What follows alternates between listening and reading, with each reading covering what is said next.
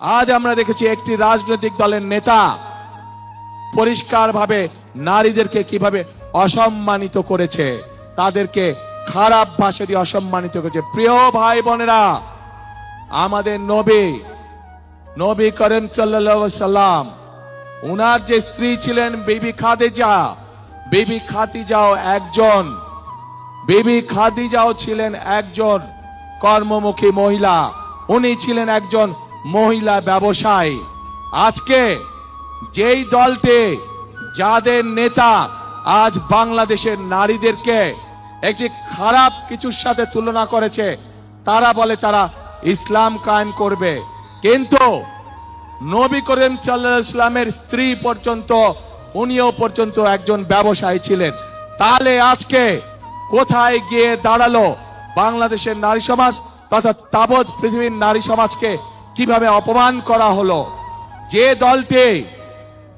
দলটি নির্বাচনের আগে দেশের অর্ধেক জনগোষ্ঠীকে ঘরের মধ্যে বন্দী করতে চায়, যে দলটি নির্বাচনের আগে দেশের অর্ধেক জনগোষ্ঠীকে অসম্মানজনকভাবে কথা বলে, তাহলে আপনাদের কাছে আমার প্রশ্ন, আজকে নির্বাচনে যদি তারা কোনোভাবে সুযোগ পায় নির্বাচন পরবর্তী সময়, তাহলে তাদের আচরণ কি হতে পারে?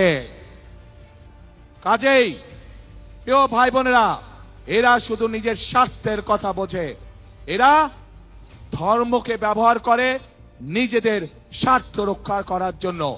যেখানে প্রয়োজন সেখানে তারা তাদের মতন করে ধর্মকে ব্যবহার করে।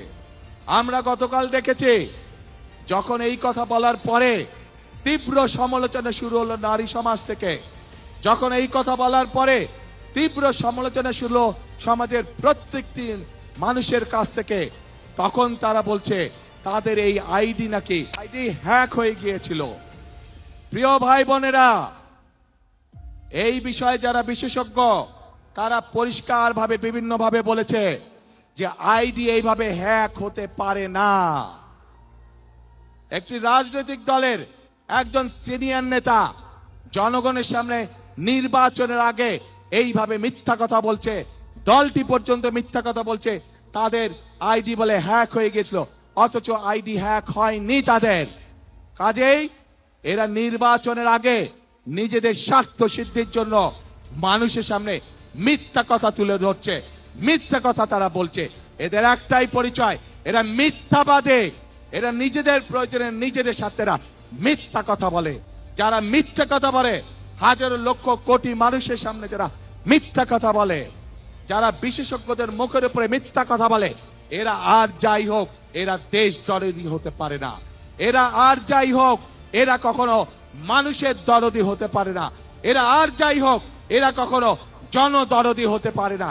এদের দরদ শুধু এদের নিজেদের লক্ষ্যের জন্য, এদের দরদ শুধু এদের নিজেদের উদ্দেশ্যের জন্য।